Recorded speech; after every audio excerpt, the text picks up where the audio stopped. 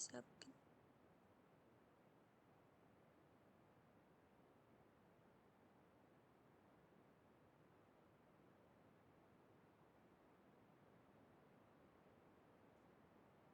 Permisi Bu, apakah suara saya terdengar?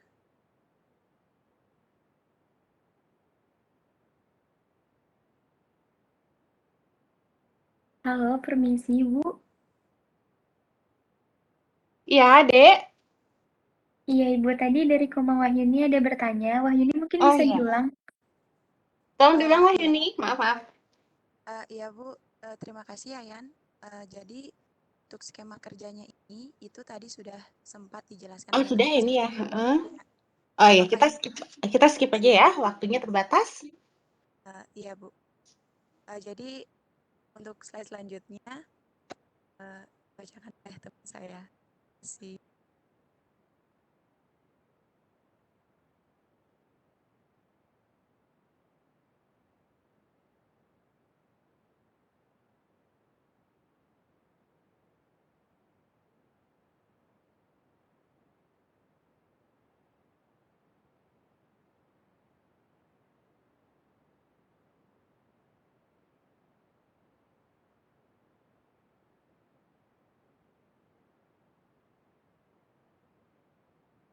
Baik, mohon maaf sebelumnya ternyata saya baca.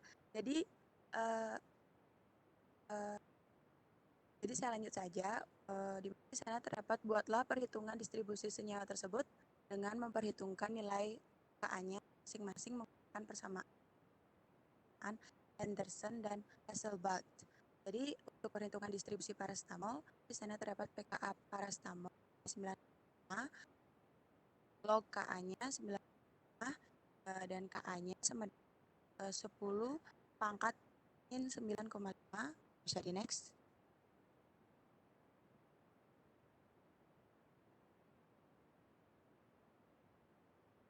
Permisi bisa di.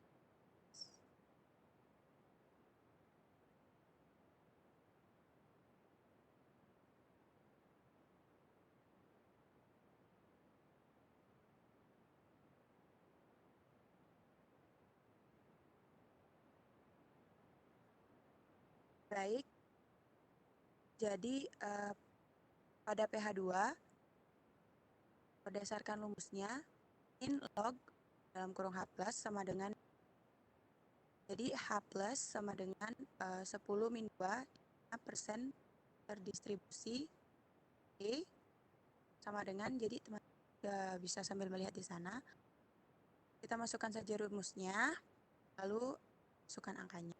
Jadi 100 per 1 plus antilog kurung pKa kurang dengan sama dengan 100 per 1 plus Ka per K plus sama dengan 100 per 1 tambah 10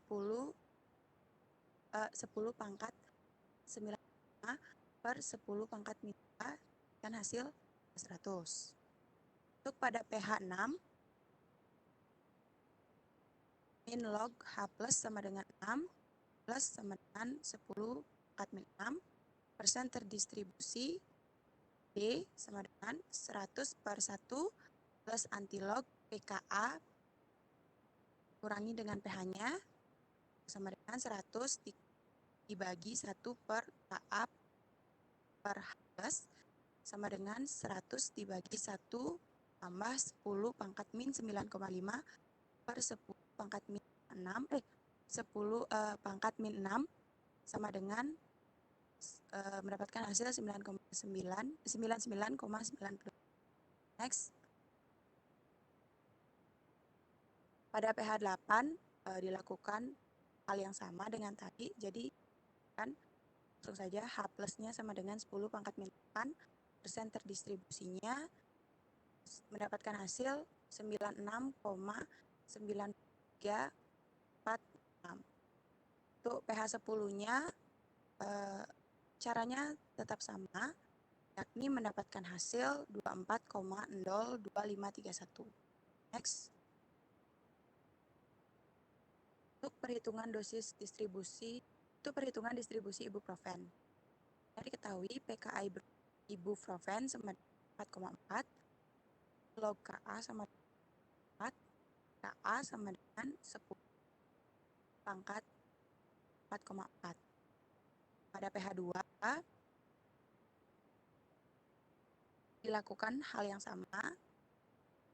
Pada perhitungan tadi, dapatkan nilai hasil 9,60347. Bisa di next. Pada pH 6, mendapatkan hasil 2,45. Jadi caranya sama perhitungannya. Bisa di next. Begitu juga seterusnya dengan pH 8 dan pH 10.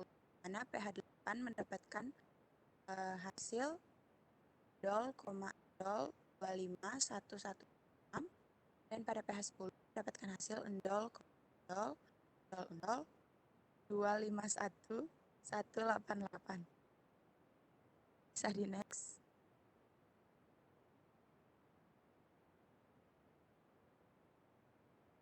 Baik, untuk tabel dan data hasil pengamatan dari praktik kali ini sama dengan data tabel hasil praktik sudah saya jelaskan tadi.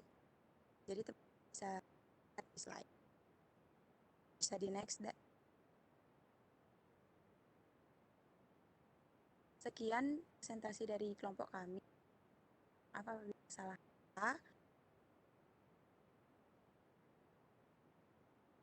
atau bagaimana? Saya dan kasih. Baik Ibu dan teman-teman, sekian presentasi dari kelompok kami. Untuk waktu kami kembalikan kepada moderator. Terima kasih. Baik, terima kasih kepada kelompok 3 yang sudah bersedia untuk memaparkan materinya.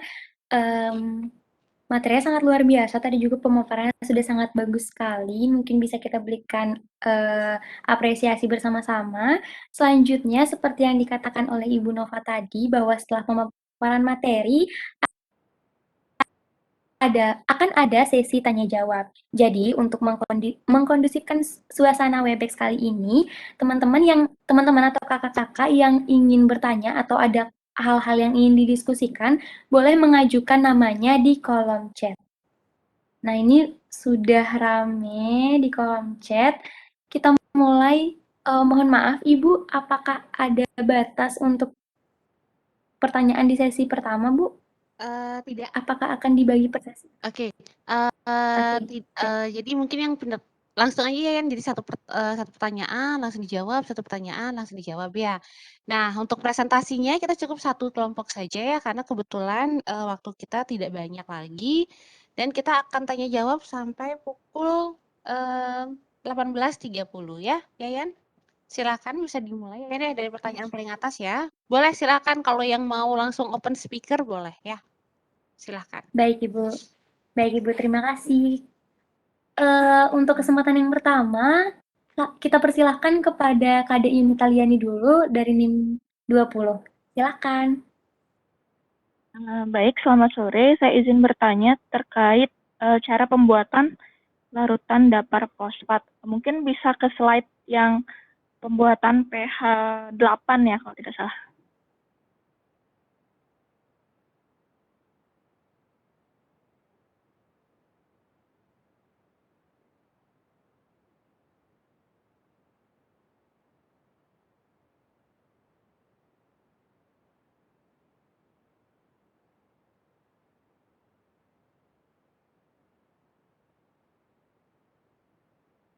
Iya, itu sebelumnya saya ingin bertanya, itu menggunakan referensi di Farmakope 3 halaman 755 ya? Iya, Yuni. Iya. Kan di Farmakope halaman 755 itu untuk konsentrasinya itu 0,2 normalitas, sedangkan di kita itu diminta 0,1 normalitas. Nah, untuk kelompoknya Yunia, untuk perhitungan volumenya itu apakah digunakan rumus volume 1 dikali molaritas 1 sama dengan volume 2 dikali molaritas 2, seperti itu ya?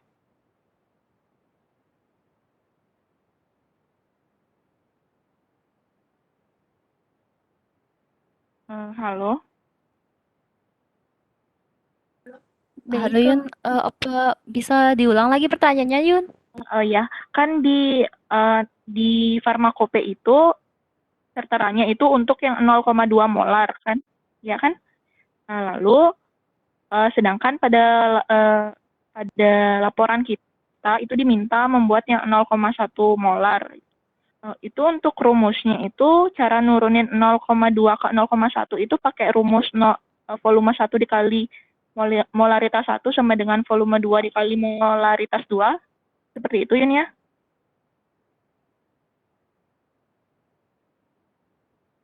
Iya Yun, sudah jelas pertanyaannya.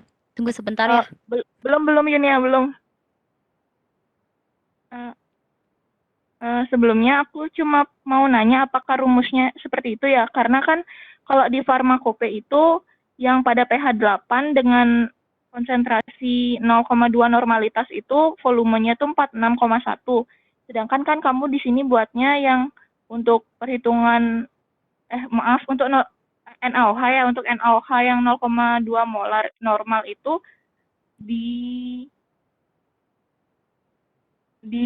mana? Oh ya, 46,1 di farmakope. Sedangkan kamu di sini dapat 23,05 gitu. Terus karena kan di sini kita bermain dengan pH juga, pH-nya di sini 8 gitu. Kalau misalkan diturunin cuma dengan rumus volume dikali molaritas sama dengan volume dikali molaritas itu, apa pH-nya tidak terganggu juga ya? Sebelumnya pertanyaanku dapat ditangkap? dapat ya. Tunggu sebentar ini. Iya, terima kasih. Baik, terima kasih. Sudah selesai ya Yun pertanyaannya? Sudah. Terima kasih. Oke. Iya, berarti apabila menggunakan rumus yang dikatakan oleh Yunita tadi, pertanyaannya adalah apakah nanti pH-nya tidak terganggu, atau mungkin pertanyaannya itu apakah bisa gitu loh, kita hanya menggunakan rumus itu dengan ketentuan di sini kita bermain dengan pH, seperti itu. Mungkin bisa langsung didiskusikan untuk kelompok 3, atau mungkin ada kelompok lain atau individu-individu lain, mahasiswa lain yang bisa menjawab, mungkin bisa langsung disampaikan agar semuanya juga bisa paham. Terima kasih.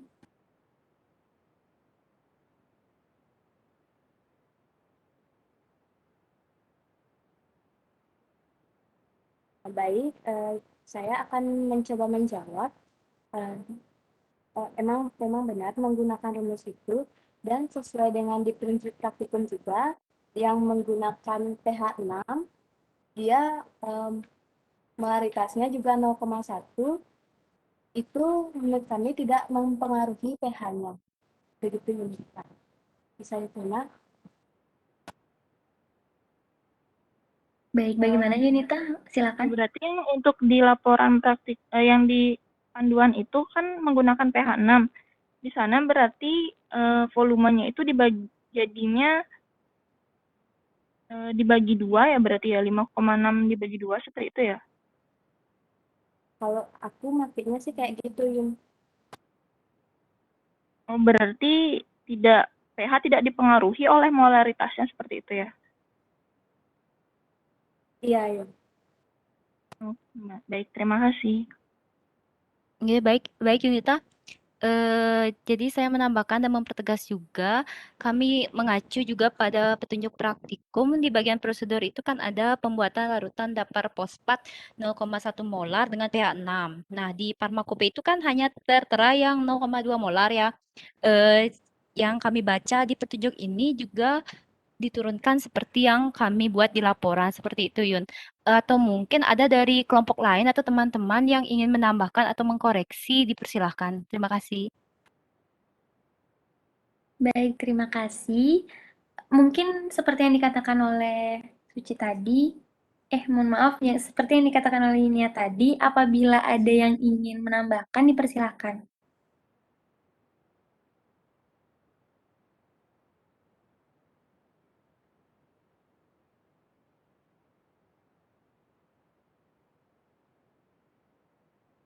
Bagaimana teman-teman dan kakak-kakak, apakah ada yang ingin menambahkan mungkin? untuk jawaban dari kelompok 3 tadi.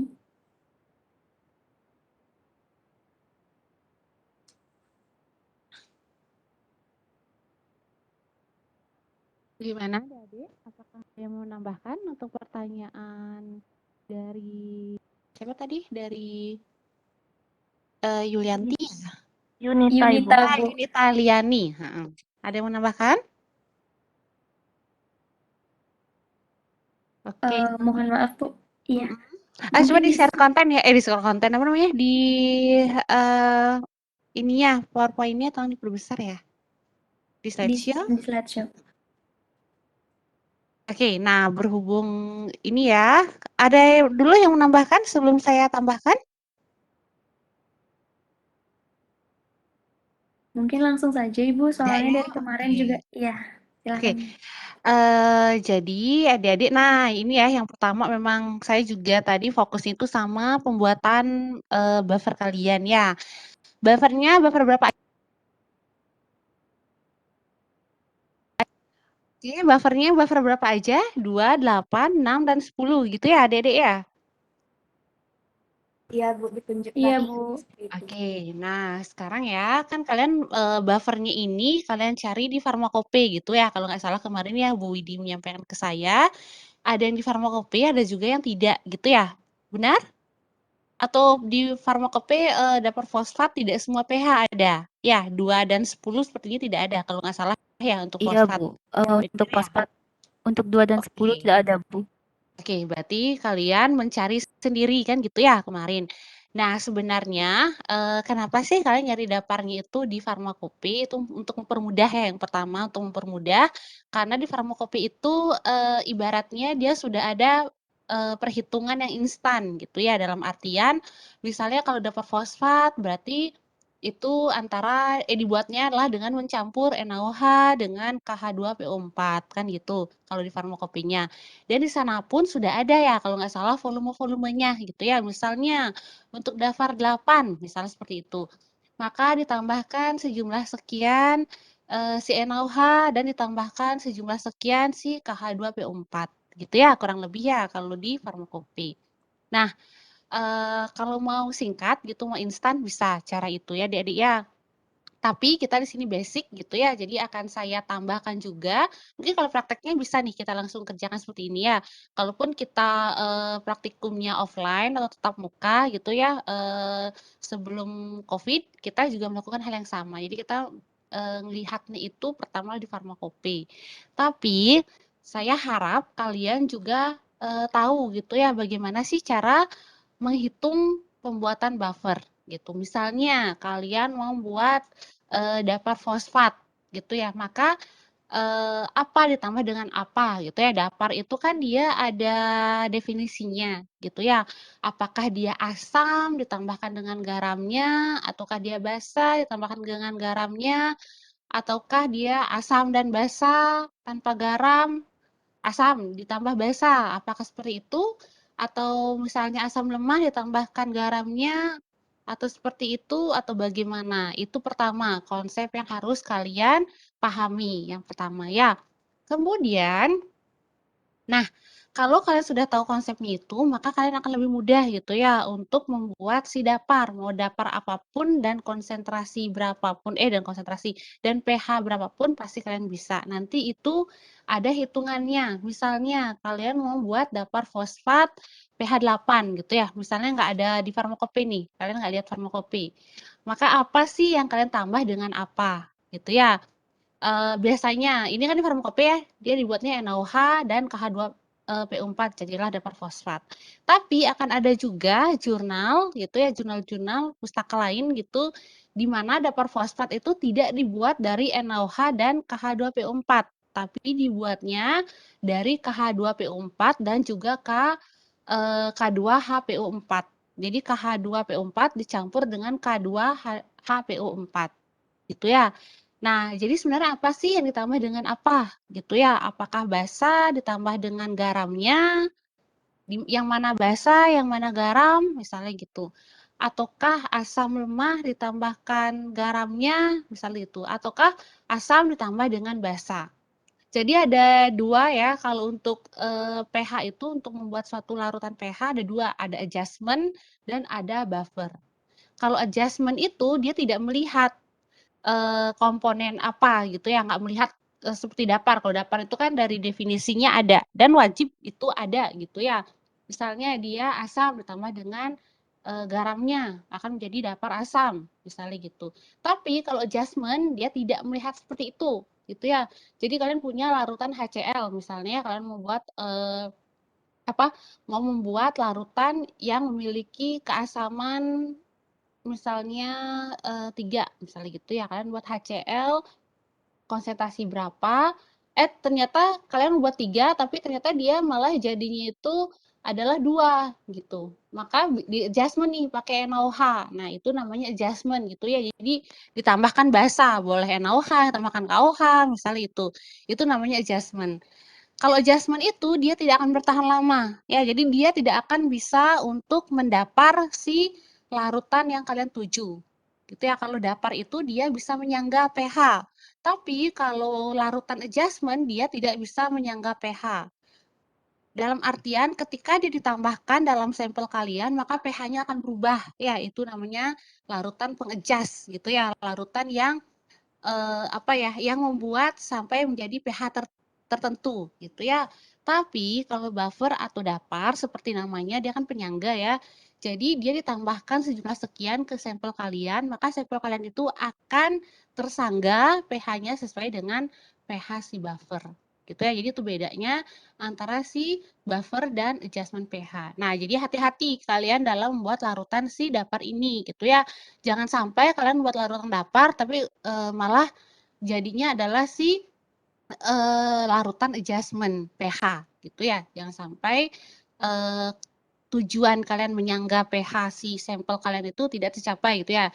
Karena apa? Karena ternyata setelah ditambahkan larutan tersebut pH-nya tidak tersangga gitu ya. Kenapa? Karena kalian buatnya bukan buffer gitu ya. Jadi hati-hati.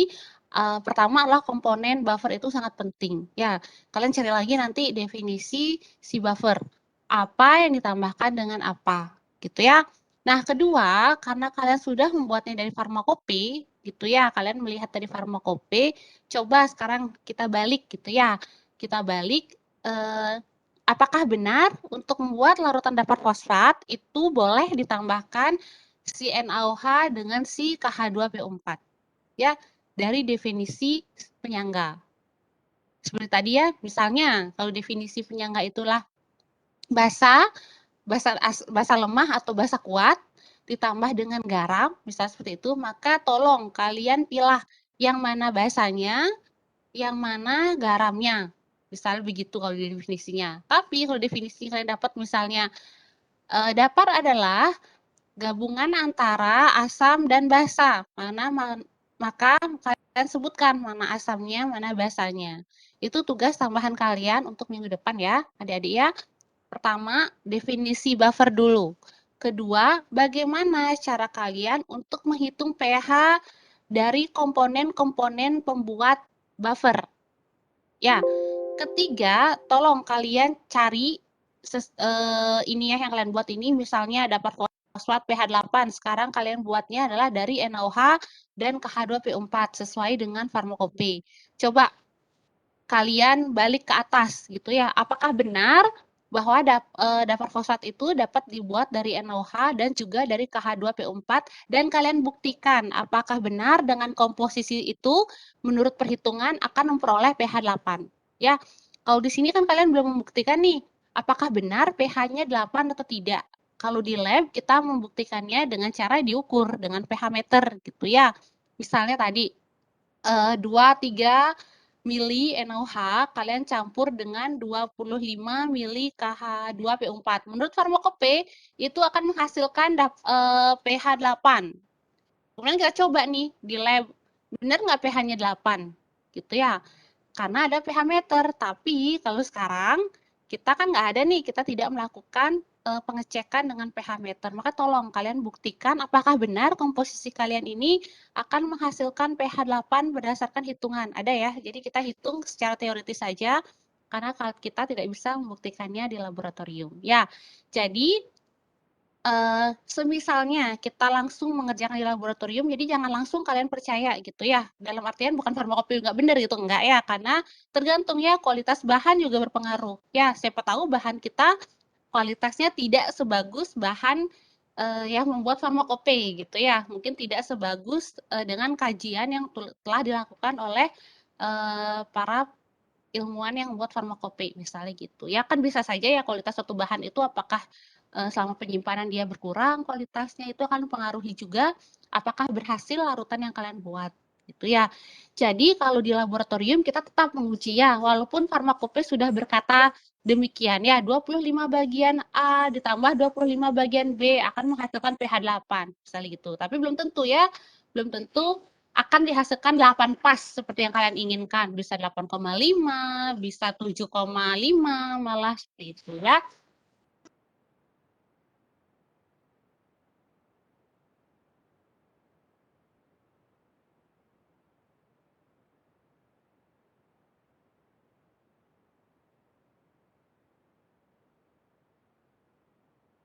Gimana Adik-adik? Bisa dipahami dulu satu hal itu ya untuk buffer? Bisa, Bu. Bisa. Oke, yang kedua, nah tadi pertanyaan dari balik lagi ya ke pertanyaannya Yunita. Tadi Yunita nanya apakah di farmakope volumenya tidak sama seperti itu ya. Di farmakope adalah 2 kali lipat yang kelompok 3 tampilkan di monitor ya. Jadi kalau di farmakope dia 46,1.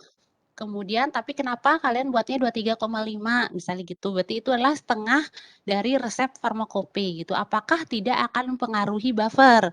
Apakah tidak akan mempengaruhi pH buffer gitu ya. Kalau saya tidak salah tangkap tadi pertanyaannya Yunita. Nah, itu sebenarnya balik lagi ke rumusnya ya. Coba kalian buktikan apakah sama hasilnya kalau kalian berhitung secara teoritis gitu ya dari resep yang farmakope dengan yang kalian hitung dengan yang kalian reduce gitu ya setengah kali lipatnya. Apakah akan tetap menghasilkan buffer dengan pH yang sama gitu ya? Seharusnya dia tetap sama. Kenapa? Karena dia perbandingan molekulnya pasti akan sama gitu ya. Perbandingan ion-ionnya pasti akan sama. Kalaupun dia kalaupun dia setengah kali lipat dari si volume awal gitu ya. Apakah benar Yunita? Pertanyaannya maksudnya seperti itu tadi ya Yun ya?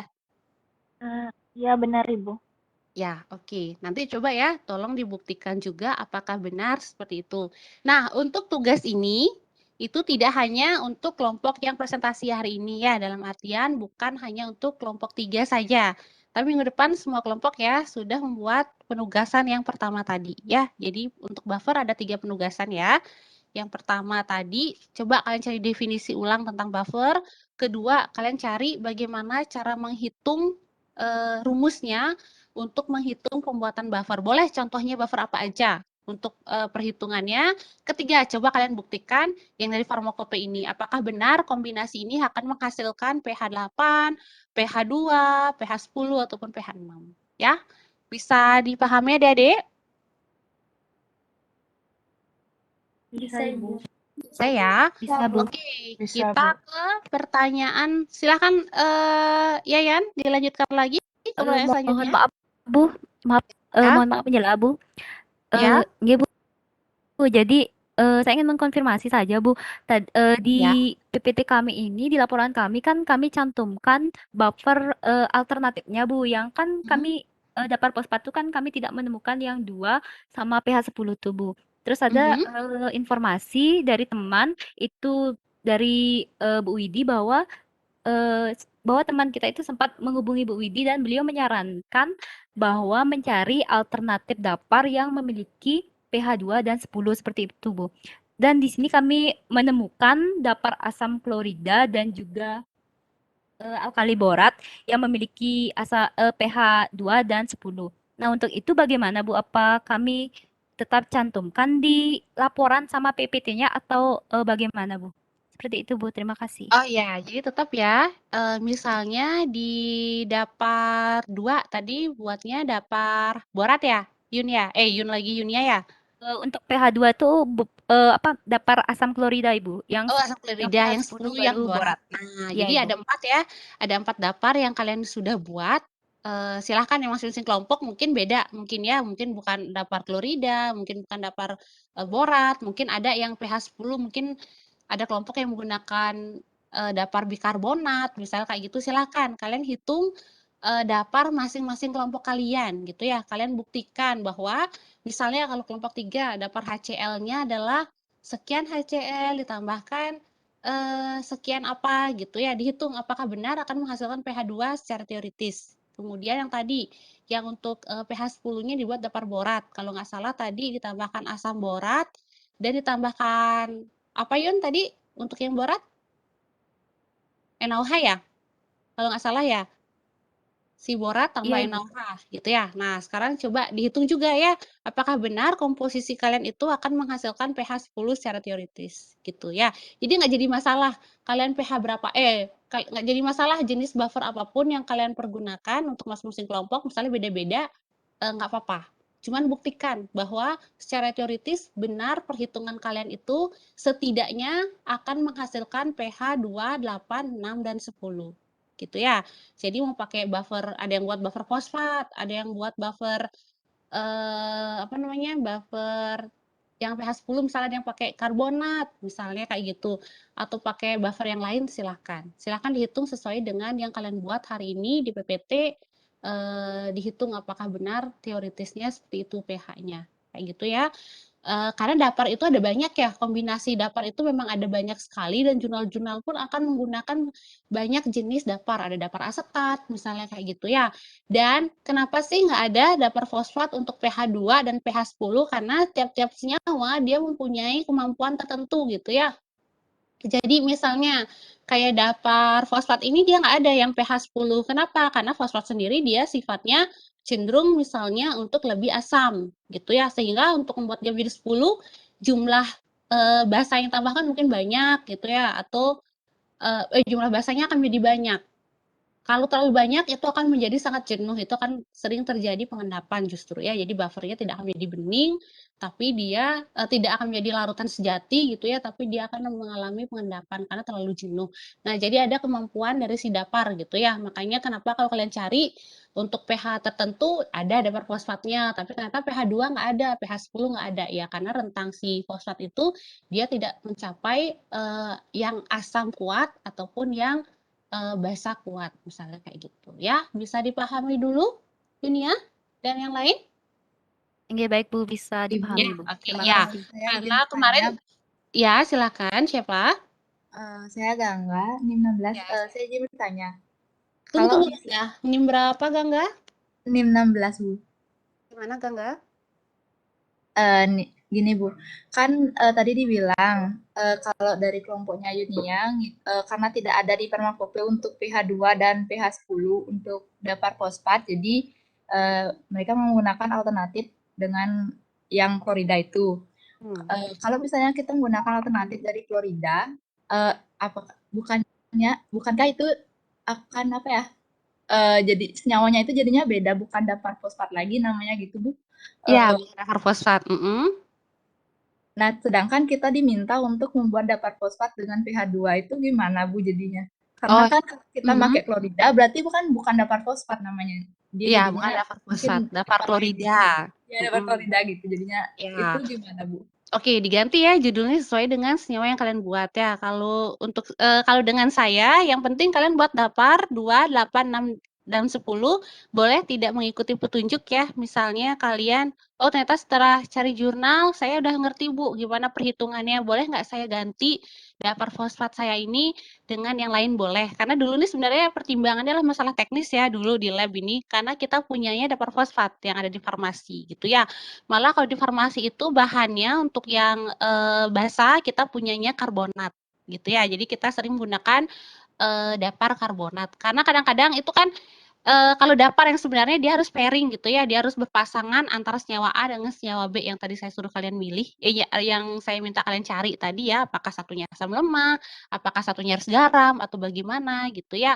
Jadi kita melihat yang ada di lab sebenarnya dulu ya. Jadi ini teknikal banget kenapa kita minta kalian dulu membuatnya daftar fosfat. Nah, berhubung kita tidak tatap muka, jadi sebenarnya kalian lebih leluasa untuk men-setting gitu ya, men-setting praktikum kalian. Silahkan kalau mau kalian ganti 2, 8, 6, dan 10-nya dengan buffer apapun itu bisa. Tapi tadi ya mungkin ada salah ketik atau bagaimana. Jadi kalau daftar HCl berarti dia namanya kalau pakai klorida berarti dia daftar HCl gitu ya, bukan daftar fosfat lagi. Daftar fosfat itu ya ketika dia menggunakan KH2PO4 kayak gitu ya. Kalau misal tadi yang pH 10 dia menggunakan asam borat, itu dia jadinya daftar borat misalnya kayak gitu ya. Jadi silahkan namanya disesuaikan. Jadi tidak mesti kalian buat daftar fosfat ya, walaupun di petunjuk praktikumnya menggunakan daftar fosfat. Silahkan kalian explore lagi yang si daftar-daftar lain yang tidak jadi masalah ya. Yang penting kalian bisa membuktikan bahwa daftar yang sudah kalian buat, yang kalian pilih atau mau kalian revisi daftarnya silahkan. Asal kalian bisa membuktikan dari perhitungan kombinasi senyawa yang kalian buat untuk satu daftar itu menghasilkan pH yang diinginkan. Kayak gitu kurang lebih. Gimana Gangga? Bisa dipahami? Baik, Bu, bisa. Oke. Ada lagi adik-adik terkait daftar ini?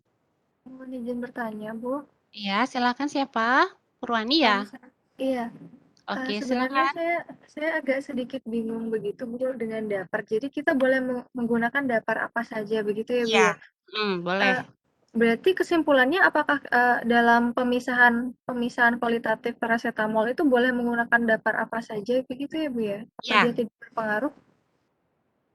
Boleh ya, boleh. Kenapa saya bilang boleh? Karena balik lagi nih ya, coba saya balik tanya deh kepada kalian. Kenapa sih kalian harus menggunakan dapar? Tahu nggak?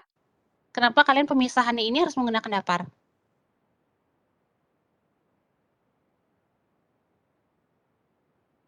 Mohon maaf, Bu, saya masih kurang mengerti sebenarnya. Oke, nggak apa-apa. Silakan yang lain mungkin. Ada yang bisa memberikan ini pendapat? Kenapa? Izin menjawab, Bu. Silakan. Dengan siapa? Perkenalkan, Bu, saya Sindu. Jadi Silakan. mohon maaf jika salah sih, Bu. Setahu Ya. saya fungsi daftar itu kan untuk meniadakan perubahan pH baik terhadap penambahan asam atau basa. Intinya biar kita tahu biar pH-nya tetap itu, biar kita tahu pH yang optimal itu bagaimana. Seperti itu sih kalau tidak salah, Bu ya. Mungkin bisa dibenahi lagi. Terima kasih, Bu. Oke, terima kasih. Yang lain? Siapa? Si adik retaker yang 2018 mungkin? Sebelumnya? Ada yang mau sharing dengan adik-adiknya?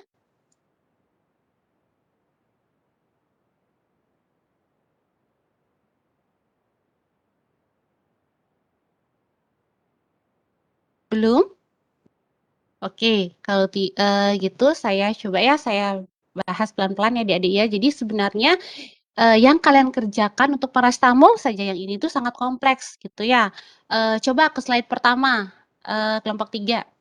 Slide sebelum nama ya, dari judul praktikum coba kita lihat ya.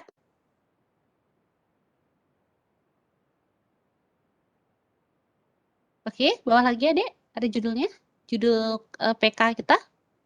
Nah, kita lihat ya, dari judulnya tadi ya, kita lihat ya, pemisahan dan analisis kualitatif tablet paracetamol.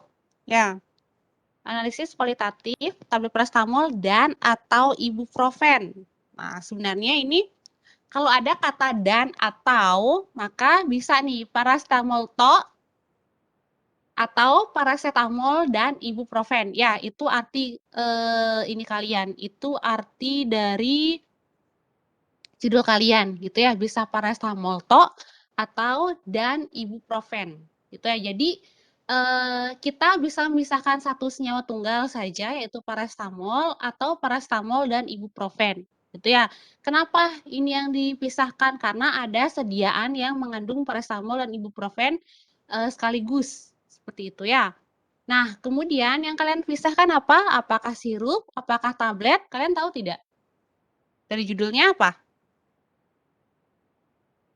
Tablet, Ibu. Tablet. Ya, kalian tahu nggak komponen tablet apa aja?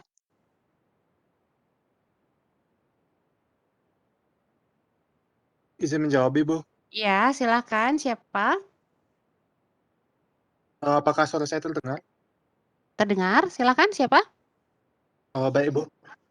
Saya Julio, Bu, NIM 19. Jadi, dalam tablet itu sebenarnya ada nanti bagian bahan-bahan tambahan atau secara rincinya sebenarnya ada seperti bahan pengisi itu pelicin, kemudian ada salut kalau untuk tablet-tablet tertentu itu biasanya ada salutnya, dan bahan-bahan tambahan lain nih, Bu.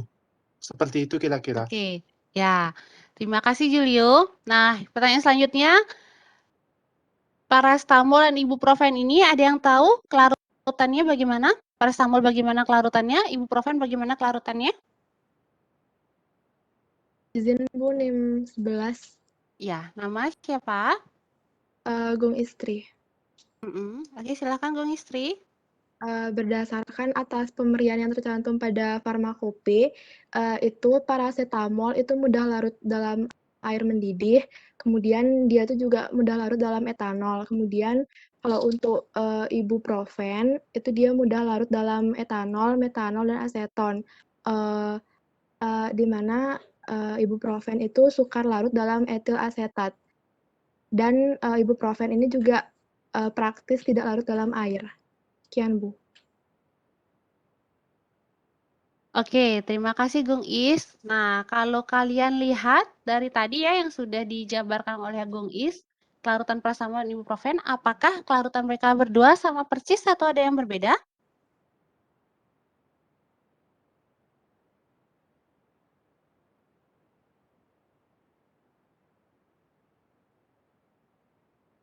Beda, Ibu. Beda ya. Nah, kalau paracetamol itu dia masih cenderung dapat larut dalam air, gitu ya. Tapi kalau ibuprofen dia tidak larut dalam air tadi ya kata Gung Is. Nah, sekarang bagaimana cara kalian untuk memisahkan si paracetamol dan ibuprofen ini untuk mengambil paracetamol dan ibuprofen ini tapi dia kelarutannya berbeda. Bisa dipahami? Sekarang ada tablet ya. Tablet itu tadi katanya isi berbagai macam. Jadi tablet paracetamol ibuprofen ini isinya tidak hanya zat aktif, tapi ada bahan pengisi yang lainnya. Bahan pengisi yang lain itu tadi sudah ada lubrikan, ada pengisi, ada pengikat gitu ya, ada glidan, ada macam-macam gitu ya. Nah, kemudian yang mau kalian ambil kan hanya paracetamol dan ibuprofennya gitu ya. Tapi si bahan-bahan pengisi ini tidak terambil. Kita tidak mau menganalisis si bahan-bahan pengisi. Kita hanya mau menganalisis si kadar paracetamol dan ibuprofen saja dari dalam tablet gitu ya. Jadi artinya kita memisahkan si paracetamol ibuprofen ini dari si komponen lainnya yang berada dalam tablet. Apakah kita bisa mengambil paracetamol dan ibuprofen ini secara bersama-sama sekaligus dengan satu pelarut? Itu tergantung dari kelarutan masing-masing senyawa. Gitu ya. Kalau seandainya kelarutan paracetamol dan ibuprofen ini sama, maksudnya sama-sama larut dalam air, atau sama-sama larut dalam etanol, atau sama-sama larut dalam kloroform, atau sama-sama larut dalam heksan, misalnya itu akan memudahkan pekerjaan kita. Ya, dalam artian bahwa satu pelarut cukup untuk mengambil kedua senyawa yang kita inginkan dari si bahan-bahan tambahan lainnya, gitu ya. Jadi misalnya nih, ternyata paracetamol ibuprofen dia sama-sama larut dalam etil asetat misalnya. Maka kita cukup melarutkan dia dalam etil asetat. Sekali kita melarutkan, kita dapat keduanya, yaitu si paracetamol dan ibuprofen sekaligus, gitu ya. Jadi kita sekali kerja sudah dapat kedua senyawa sekaligus. Nah, tapi sayangnya berdasarkan tadi yang dijelaskan oleh Gung Is, bahwa paracetamol ini dia larut dalam air gitu ya, tapi air mendidih. Tapi setidaknya dia larut dalam air gitu ya. Tapi kalau si ibuprofen dia justru tidak larut dalam air gitu ya. Berarti dalam artian mereka memiliki kelarutan yang cukup berbeda antara si paracetamol dan ibuprofen. Sehingga kita tidak bisa nih mengambil kedua senyawa sekaligus. Gitu ya. Kemudian apa yang bisa kita lakukan kalau kalian mau mengambil kedua senyawa ini sekaligus? Maka yang pertama bisa kita mainkan pH-nya. Ya, makanya kita menggunakan buffer. Lalu apa hubungannya buffer dengan kelarutan paracetamol dan ibuprofen? Itu kalian lihat tadi dari si Henderson Hasselbalch. Ya. Nah, tadi ada yang dipaparkan satu slide gitu ya, kalian menghitung distribusi. Tadi ada distribusinya 100, ada distribusinya 99, sekian. Itu distribusi apanya? Saya tanyakan ke kalian, itu distribusi dalam apa? Distribusi dalam air, distribusi dalam etil asetat, distribusi dalam etanol, atau dalam apa?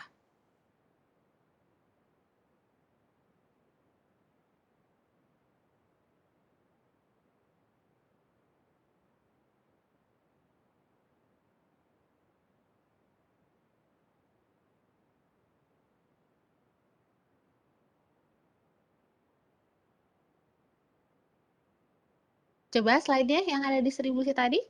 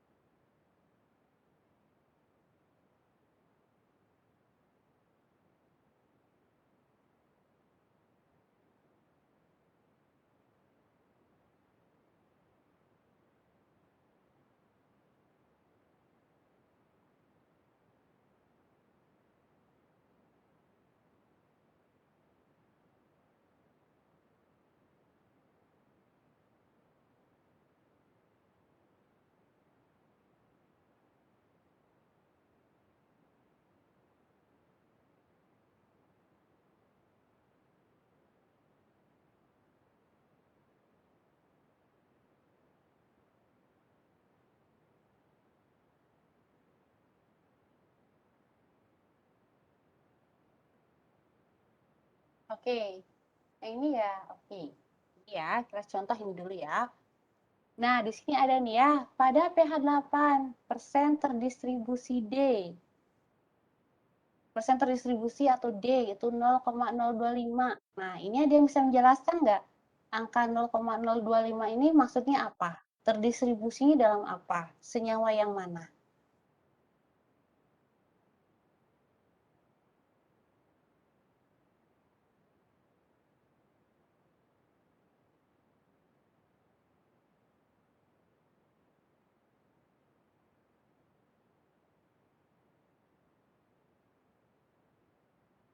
Coba slide selanjutnya, sebelumnya lagi ya, Dek. Sebelum ini, yang AB coba.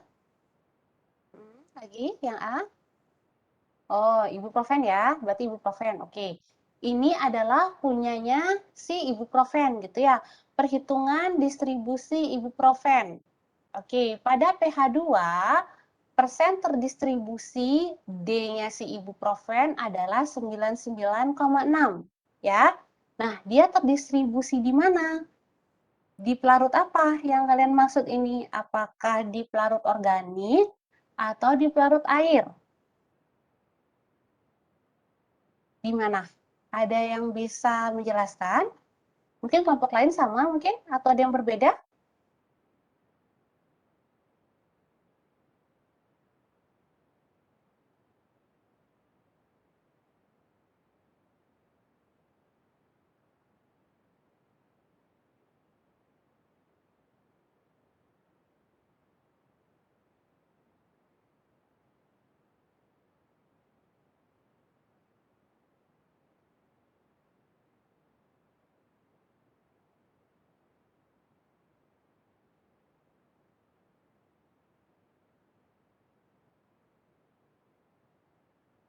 Ada?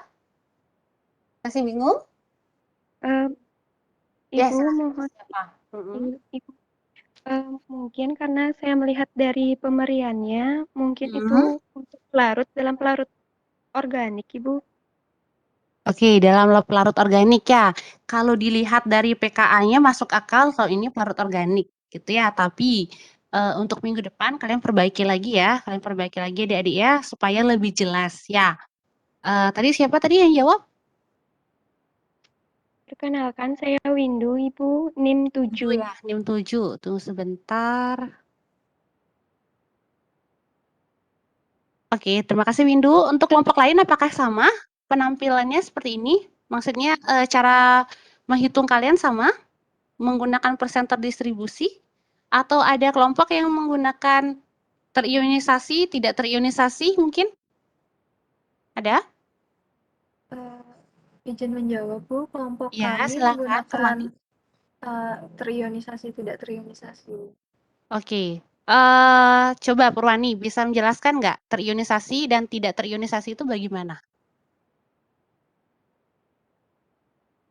Ditunggu sebentar ya, Bu. Oke.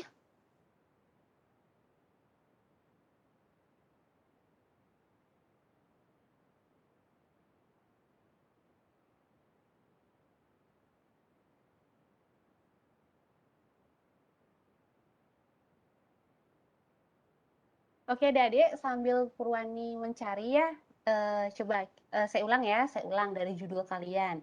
Dari judul kita ini, PK kita ini adalah analisis kualitatif ya, jadi hanya sampai kualitatif saja. Kita tidak sampai menetapkan kadar, gitu ya. Tapi syarat dari analisis kualitatif ya, apalagi sampel kita satu, dia memiliki matriks pembawa, matriks pembawanya itulah matriks tablet, gitu ya. Yang kedua, senyawa yang kita ambil ada dua, ya ada paracetamol dan ibuprofen. Itu akan menjadi lebih susah gitu ya dibandingkan kalau kita mengambil hanya satu senyawa saja, yaitu paracetamol. Gitu ya. Kalau ngambil paracetamol saja atau mengambil ibuprofen saja itu gampang, gitu ya. Tapi ketika kita mengambil kita mengambil lebih dari satu senyawa dalam suatu sediaan, yaitu sediaan tablet, itu akan menjadi lebih susah, gitu ya. Kenapa? Karena ada kemungkinan bahwa kelarutan antara senyawa 1 dan senyawa 2 itu berbeda. Sehingga kita membutuhkan 2 kali pengambilan, misalnya gitu. Ya. Nah, apa sih syarat dari analisis kualitatif? Syarat dari analisis kualitatif adalah senyawa A dan senyawa B dapat terpisahkan dengan baik. Artinya dia tidak menempel, gitu ya, tidak menempel ketika akan diidentifikasi. Analisis kualitatif berarti adalah analisis yang hanya perlu kita lakukan untuk mengetahui kebenaran suatu senyawa atau identitas suatu senyawa, gitu ya. Kualitatif itu artinya kita hanya butuh tahu ada atau tidak. Kalau ada jenisnya apa, ya gitu. Itu kualitatif. Kalau kuantitatif baru. Kuantitatif itu pasti akan dilakukan setelah dilakukannya kualitatif. Kalau kualitatif, balik ya, saya ulangi, kalau analisis kualitatif adalah hanya untuk mengetahui ada atau tidak, gitu ya, present atau tidak. Kemudian, kalaupun ada, jenis apa aja yang ada? Apakah satu jenis saja, atau 2 jenis, atau 3 jenis, gitu ya. Nah, kebetulan di sampel kita ini yang kita harapkan adalah 2 jenis, yaitu ada si paracetamol dan juga ada si ibuprofen, gitu ya. Kemudian, saya ulangi lagi, ketika kita yang namanya kualitatif, untuk senyawa ini ya, untuk senyawa lebih dari satu atau senyawa simultan gitu ya, ada 2 senyawa, pokoknya lebih dari 1, mau 2, mau 3 gitu ya. Kalau lebih dari 1, maka kita harapkan kita mampu memisahkan mereka dengan baik ketika kita lakukan proses KLT, gitu ya. Terpisahkan dengan baik berarti terpisahkan dengan baik tujuannya adalah supaya kita bisa mengidentifikasi gitu ya, dalam artian bahwa benar hanya ada satu senyawa, bahwa benar ada 2, bahwa benar ada 3, misalnya seperti itu ya.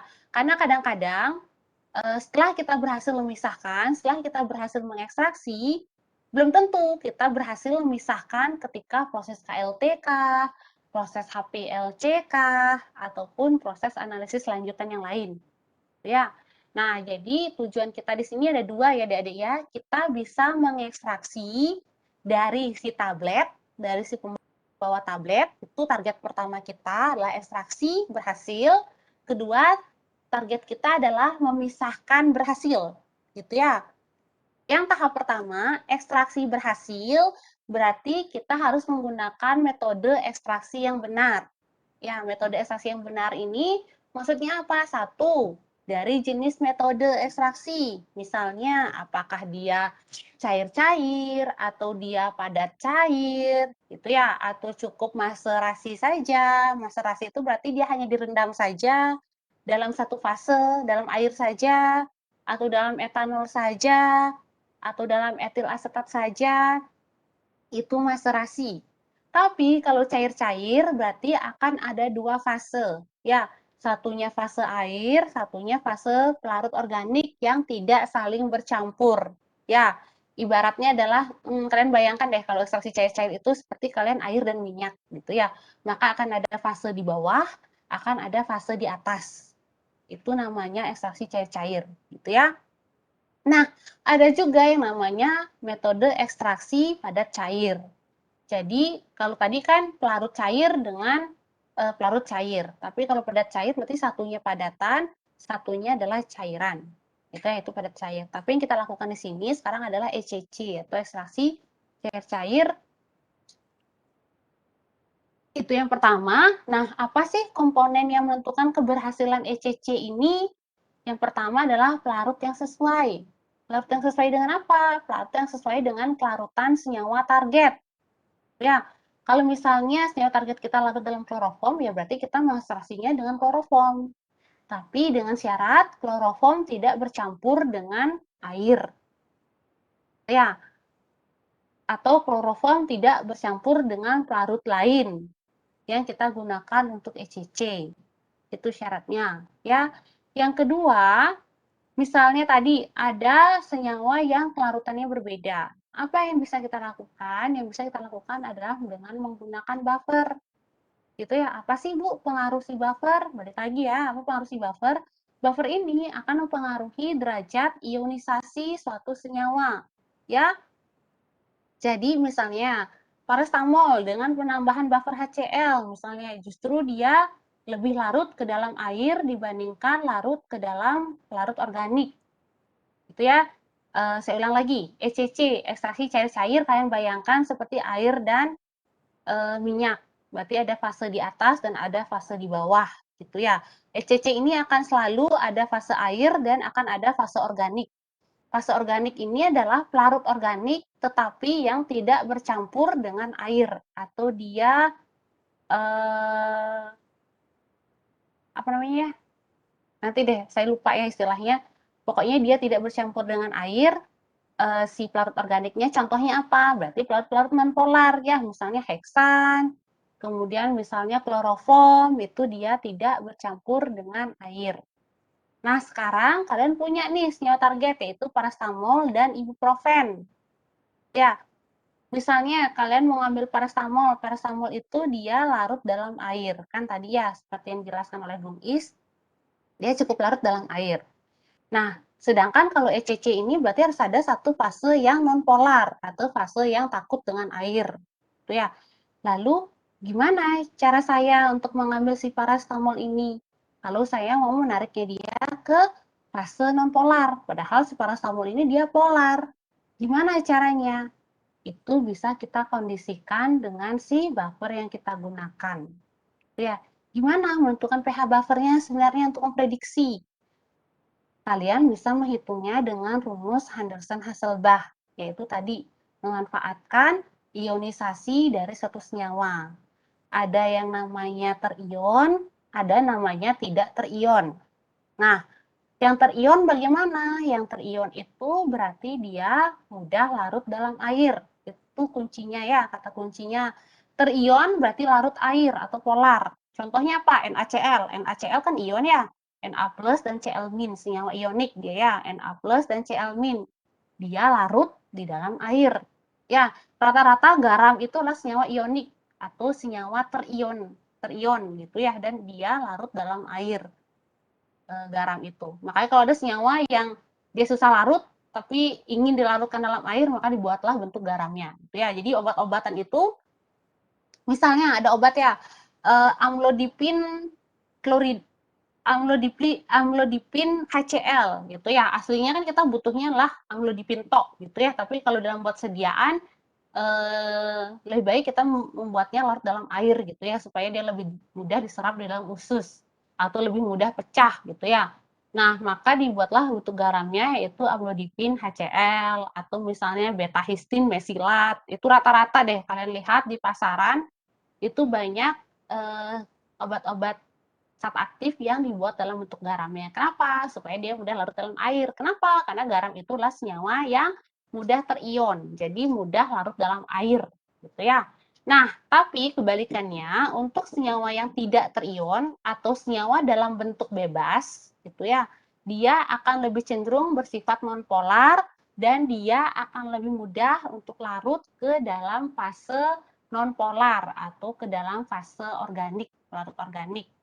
Ya, jadi itu tujuan kita untuk membuat buffer selain untuk menjaga stabilitas si bahan, gitu ya. Jadi kalian cek juga kalau kalian mau ekstraksi, apalagi kalian menggunakan buffer, kalian cek, kalian tambahkan data awal sifat fisikokimia bagaimana stabilitas senyawa-senyawa yang kalian targetkan ini dalam pH 2, dalam pH 6, dalam pH 8 ataupun dalam pH 10. Jangan sampai misalnya, oh ternyata ibuprofen itu dia stabilitasnya adalah dari pH 2 sampai 6 aja. Tapi ternyata kalian ekstraksi menggunakan pH 8 dan 10. Nah, itu dia sudah rusak. Ini percuma juga gitu ya. Kalian menggunakan pH 8 dan 10, tapi ternyata ibuprofen kalian itu menjadi rusak. Misal kayak gitu. Jadi, yang namanya ekstraksi yang kalian butuhkan adalah sifat fisikimia. Misal seperti apa? Tadi benar, koefisien distribusi. Kemudian pKa. Kemudian kelarutan yang penting, dan yang ketiga stabilitas, apalagi kalian menggunakan berbagai jenis buffer. Stabil nggak senyawa kalian si ibuprofen dan paracetamol ini pada 4 pH yang kalian buat? Ya. Kemudian, nah kalau misalnya nih ya, kalian punya nilai pKa ya. Apa sih fungsi nilai pKa kalian? Tadi kalian udah buat nih, kayak di contoh di layar ya. pKa ibuprofen 4,4. Log Ka 4,4, Ka 10 pangkat min 4,4. Apa sih sebenarnya fungsi pKa kalian ini? Fungsi pKa kalian ini adalah kalian bisa menentukan kalian bisa menentukan berapakah persen terionisasi ataupun persen tidak terionisasi isi ibuprofen pada pH 2, pada pH 6, pada pH 8, pada pH 10. Itu ada hitungannya ya, kalian cari rumus Henderson-Hasselbalch. Jadi setiap pH itu kalian bisa menghitung. Misalnya pada buffer pH 2 dengan pKa ibuprofen 4,4 berapa persen terionisasinya? Berapa persen tidak terionisasinya? Ternyata setelah dihitung, misalnya kalian dapat, oh ternyata Bu, senyawa saya si ibuprofen pada pH 2 dia tidak terionisasinya adalah 99%. Kemudian terionisasinya adalah 1%. Misalnya gitu. Artinya apa? Artinya pada pH 2 si ibuprofen kalian ini dia lebih cenderung untuk pergi ke fase organik dibandingkan dengan fase air. Itu ya. Saya ulang ya, pada pH 2, misalnya nih ya, saya nggak menghitung ya, nanti kalian hitung ulang ya, misalkan saja, pada pH 2, ternyata si ibuprofen kalian ini dengan pKa 4,4, dia persen tidak terionisasinya atau persen bebasnya adalah 99%. Persen terionisasinya adalah 1%. Artinya apa? Bentuk bebasnya berarti dalam bentuk 99%, berarti dia lebih cenderung pergi ke fase organik. Berarti 99% dari senyawa kalian akan pergi ke fase organik ketika kalian berikan buffer pH 2. Hanya 1% yang larut di fase air ketika kalian berikan pH 2. Jadi kalian sudah tahu nih dari awal gitu ya, ada prediksi bahwa pada pH 2 ternyata si ibuprofen lebih banyak lari ke sana. Tapi si paracetamol lebih banyak larinya ke sini. Misalnya gitu ya. Kemudian pada pH 6 juga sama, pada pH 4 juga sama. Gitu ya. Atau pada pH 10, ke pH 4 sih, pH 6, pH 8, dan pH 10 juga kalian lakukan prediksi yang sama. Gitu ya. Jadi kalian dari awal sudah bisa memprediksi dengan buffer pH sekian, kemanakah dia pergi, kalian sudah tahu apakah dia akan lebih banyak ditemukan di pelarut organik ataukah di pelarut air. Itu tujuannya. kalau misalnya kalian penelitian ya dari awal kalian sudah bisa mengambil sikap gitu ya. Oh ternyata dari perhitungan saya senyawa saya dua-duanya akan terambil dengan baik pada pH 8 misalnya gitu. Maka ya udah putuskan dari awal menggunakan pH 8. Jadi nggak trial by error lagi gitu ya. Tapi karena ini praktikum, jadi kalian diminta lebih mengobservasi gitu ya. Ada nggak perbedaan hasil antara pH 2, pH 6, pH 8, dan pH 10? pH berapakah akan menghasilkan ibuprofen paling tinggi, pH berapakah akan menghasilkan paracetamol paling tinggi? Itu tujuannya sebenarnya. Jadi pada akhirnya kalian akan bisa membandingkan gitu ya. Tapi karena ini kualitatif, mungkin kita tidak akan sampai ke kadar. Kita hanya akan melihat penampakan dari pola pemisahan dengan kromatografi lapis tipisnya atau KLT-nya gitu ya. Apakah pH 2 akan menghasilkan kedua puncak senyawa? Apakah pH 6 akan menghasilkan kedua puncak senyawa? Atau ada pH-pH tertentu yang hanya akan muncul satu senyawa, atau bahkan ada pH tertentu yang bahkan tidak muncul satu senyawa pun. Itu akan ada kemungkinan seperti itu. Ya, jadi itu yang akan kita lihat ke depannya dari praktikum kalian ini. Pada pH sekian, pH sekian, pH sekian, pH sekian, yang mana yang akan menghasilkan kedua senyawa terpisah dengan baik, atau kedua senyawa terambil dengan sinyal yang tinggi, misalnya gitu. Ya, tapi kalian juga punya faktor lain lagi, ada yang namanya vortex. Ya, ada vortex, ada yang pengocokan biasa gitu kalau nggak salah ya. Jadi ada pengocokan mekanik yang otomatis dengan menggunakan alat, ada yang dengan menggunakan tangan, yaitu dengan menggunakan corong pisah. Corong pisah itu kan tangan gitu ya. Nah, apakah ada pengaruh antara si vortex, perbedaan pengocokan mekanik ini dengan hasil yang diperoleh gitu ya? Asumsinya pasti ada ya, hipotesisnya ada. Hipotesisnya akan ada perubahan akan ada perbedaan antara yang vortex atau yang dikocok dengan corong pisah menggunakan tangan. Kenapa? Karena dengan alat mekanik pasti dia pengocokannya lebih stabil, kecepatannya bisa lebih tinggi. Gitu ya, dengan kecepatan yang lebih tinggi berarti kontak pelarut dengan senyawa kalian lebih besar, sehingga kemungkinan terekstraksinya jauh lebih besar dibandingkan dengan tangan. Gitu ya, kalau tangan kan tidak bisa mengocok, paling nggak kalian bisa mengocok misalnya 100 kali dalam semenit, gitu ya kalau menggunakan tangan. Tapi kalau alat, dia ngocoknya itu bisa 1000 kali dalam 1 menit. Itu pasti akan beda ya, tingkat kontak antara alat, antara pengocokan dengan alat, atau tingkat kontak dengan pengocokan hanya dengan manual. Apalagi yang ngocok orangnya beda-beda gitu ya. Jadi si A tenaganya lebih kuat, si B tenaganya lebih lemah, itu akan hasilnya akan sangat variatif gitu ya. Jadi ada banyak variabel tidak terkontrol yang muncul jika kita mengocok secara manual ya. Jadi hipotesisnya seperti itu. Selain tadi faktor si penyangga. Jadi faktor penyangga itu adalah yang pertama yang akan mempengaruhi hasil ekstraksi kalian. Yang kedua adalah faktor pengocokan. Apakah pengocokan mekanik akan menghasilkan lebih bagus atau pengocokan yang tangan akan menghasilkan lebih bagus. Itu yang akan kita lihat di praktikum kali ini. Ya, jadi kurang lebih seperti itu. Gimana adik-adik? Apakah cukup ada bayangan dulu sementara? Sudah lebih paham daripada sebelumnya. Sudah, Ibu. Oke ya, jadi karena ini metode pemisahan, balik lagi ya ke judul praktikum kalian, ke judul kuliahnya, kalian akan memisahkan senyawa, gitu ya. Dari matriksnya kah, atau misalkan senyawa dari temannya kah, gitu ya. Jadi kalian di sini sebenarnya double memisahkan ya. Pertama, memisahkan dia dari matriks pembawanya, yaitu si tablet. Kedua, kalian harus bisa memisahkan antara si ibuprofen dengan paracetamol. Kenapa? Karena KLT, ya karena KLT itu karena kita mau kualitatif gitu. Dengan KLT kita harapkan si ibuprofen dengan si paracetamolnya terpisah puncaknya gitu ya, sehingga tidak akan ada yang namanya hasil negatif palsu atau positif palsu. Misalnya nih pada ekstraksi sebenarnya kalian udah berhasil mengambil paracetamol dengan si ibuprofen, tapi kalian kan nggak bisa membuktikan ya karena hasil ekstraksi kalian ini cuma larutan. Kalau dengan mata kita nggak bisa melihat senyawa apa sih yang ada di larutan itu, kita nggak bisa melihat. Apalagi kita mengatakan bahwa oh yang terambil hanya paracetamol, oh yang terambil hanya ibuprofen. Kita nggak bisa mengatakan seperti itu. Kalau dia baru terekstraksi dan masih dalam bentuk tabung, dalam larutan aja gitu ya, cairan bening misalnya kayak gitu.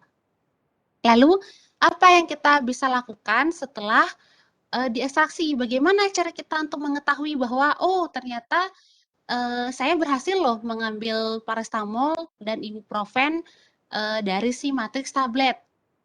Gimana cara kalian bisa mengklaim seperti itu?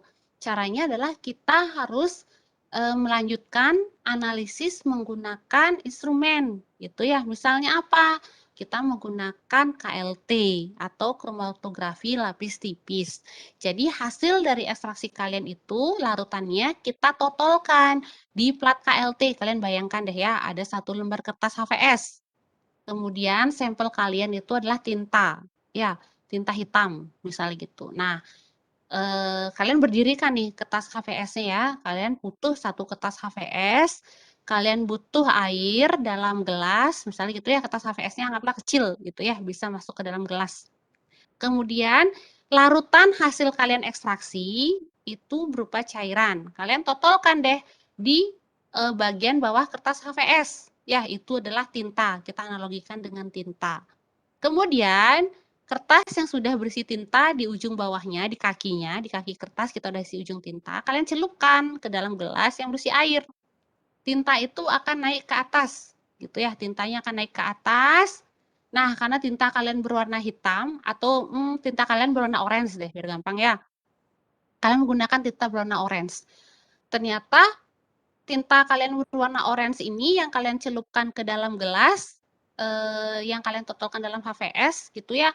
Ternyata setelah dicelupkan ke dalam air itu membawa tinta kalian naik ke atas kertas HVS gitu ya. Jadi perlahan-lahan dengan gaya kapilaritas dia naik. Oh ternyata nggak orange lagi nih warna tinta kalian. Ternyata menjadi warna kuning dan menjadi warna merah gitu ya.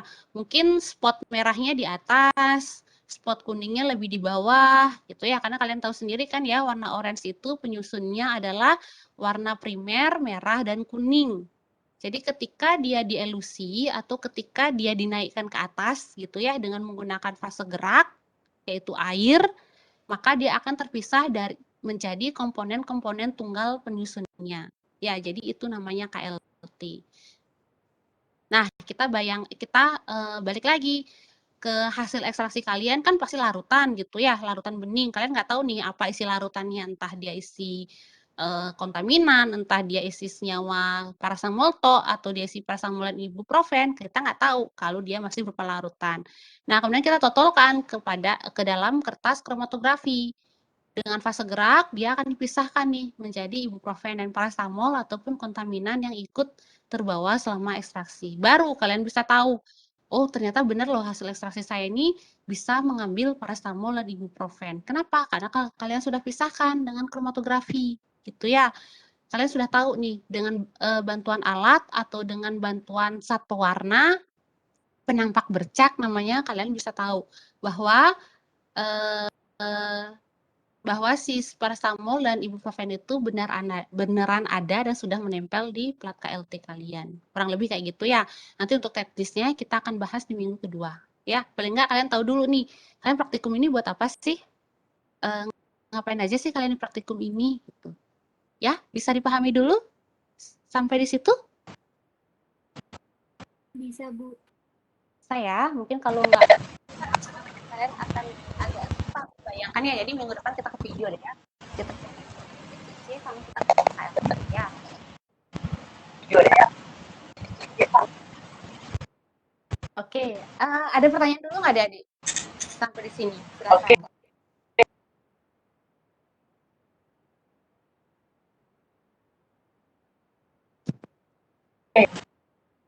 Halo?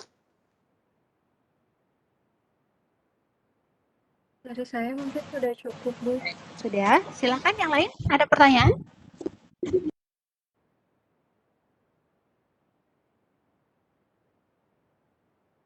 Belum ada, Bu. Belum ada? Cukup paham? Atau masih bingung?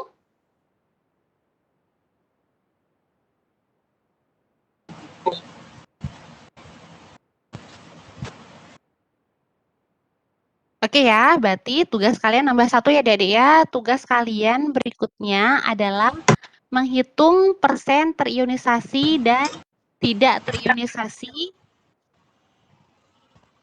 ya. Tidak terionisasi. Kok bergema ya? Ya. Ya.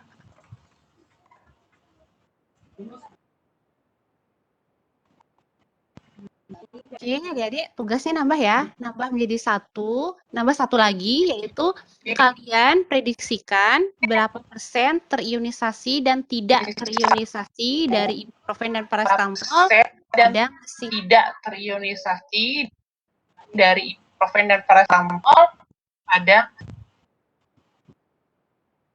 pada masing-masing buffer ya, pada masing-masing pH buffer.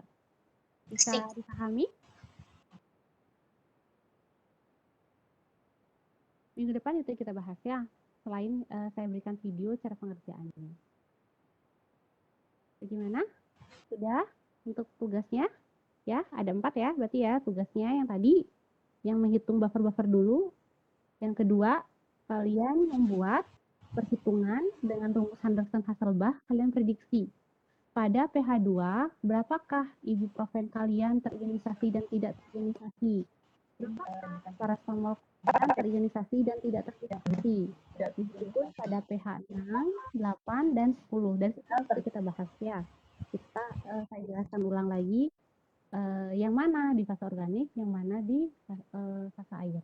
Bisa? Minggu depan kita awali dengan video dulu ya, supaya kalian tidak bingung. Kita awali video dulu, baru kita ke paparan lagi. Ya? Bisa dipahami Dede?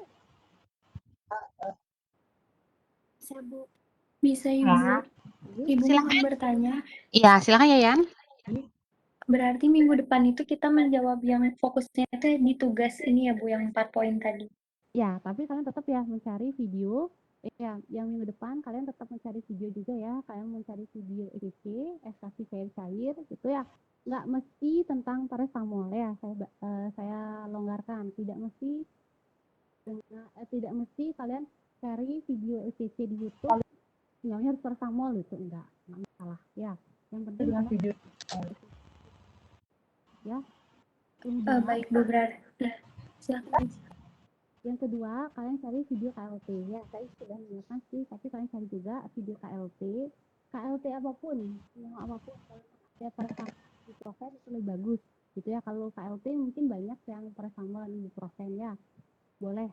Yang penting kita tahu dulu, kalian lihat dulu gitu videonya. Ya sih, gitu. Nanti saya bantu menjelaskan tahap per tahap. Kalau kalian nggak tahu bendanya, nggak tahu alatnya, kan itu bagaimana sih cara mengerjakan. Jadi saya kasih jadi pelan-pelan ya, karena kalian dari semester 3, kalian belum pernah ke lab, kalian nggak lihat alatnya langsung, paling tidak. Gitu. Ya. Tahu dulu ya basicnya tuh apa, gitu ya. Terus kalian tahu nih, kalian sebenarnya ngapain sih praktikum ini, tujuan kalian mau ngapain, gitu ya. Jadi di awal ya, kan pasti kalian buat jurnal itu kalian baca dulu ya. Maksudnya kalian baru baca-baca aja gitu ya, mungkin nggak paham.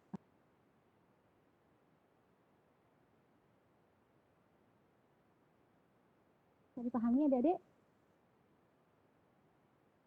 Bisa, Ibu. Berarti untuk depan, berarti untuk jurnal awalnya itu tidak perlu diotak-atik dulu ya, Bu. Nanti direvisi sekalian pada saat laprak atau bagaimana, Bu? Kalau dengan saya, kalian revisinya nanti di akhir ya, di akhir pertemuan kita. Kan 3 kali pertemuan nih untuk paracetamol. Di akhir aja nanti. Seminggu setelah pertemuan terakhir, baru kalian kirimkan ke Lidi Drive untuk investasi ya. Baik, Ibu. Terima kasih. Nanti aja sekalian ya, atau juga saya lihatnya yang di akhir nanti. Kemudian nanti ya sekalian yang laporan akhirnya itu berarti sudah mencakup pertemuan 1, pertemuan 2, dan nanti pertemuan 3 yang saya kasih angka-angka. Setelah itu baru minggu ke depannya ya, minggu depan itu kalian fokus dengan satu, kalian ulangi hitungan kali yang tadi ya. 4 tugas gitu ya tadi ya isi dasar dulu.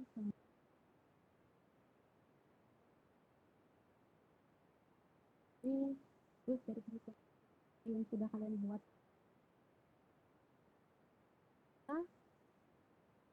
itu sama 25 ini apakah benar gitu.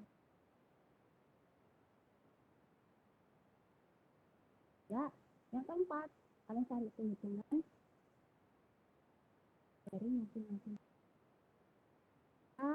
untuk ya. Mohon maaf Ibu, suaranya terputus-putus. Oh ya, halo, bisa didengar? Iya Bu, sudah jelas. Sudah ya. Jadi soal tugasnya udah jelas. Ada pertanyaan dulu untuk tugasnya? Bagian mana tadi yang tidak kedengaran tugasnya?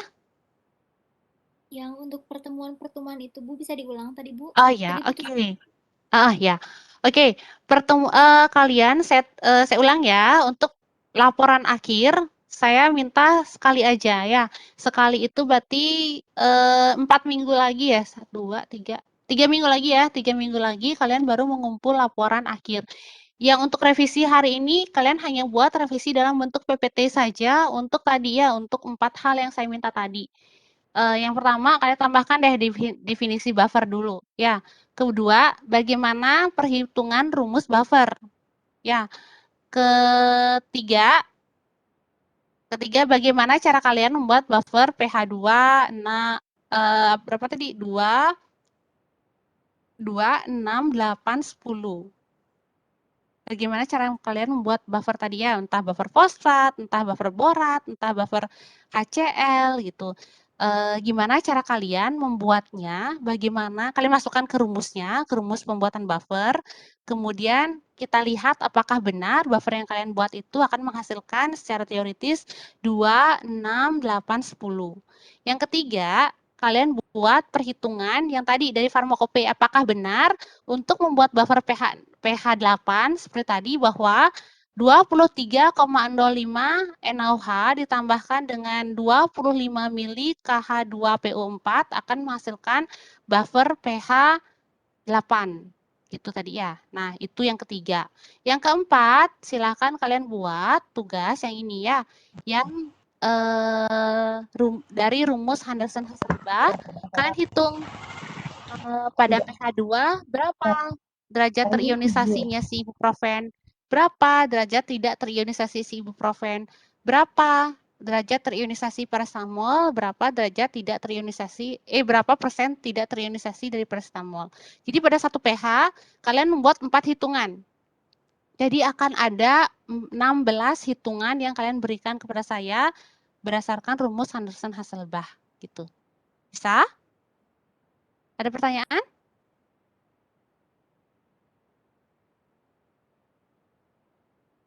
Sejauh ini belum Ibu.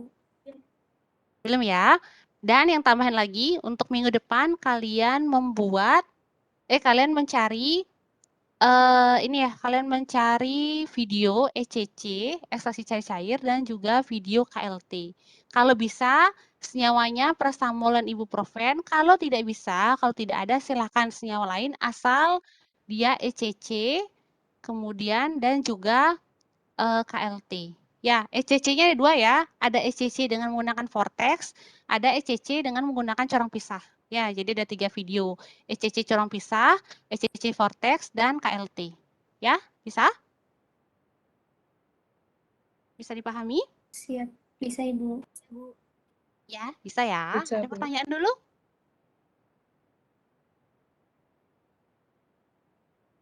Minggu depan kita akan bahas juga ya yang namanya RF, yang namanya HRFC, itu apa bedanya ya.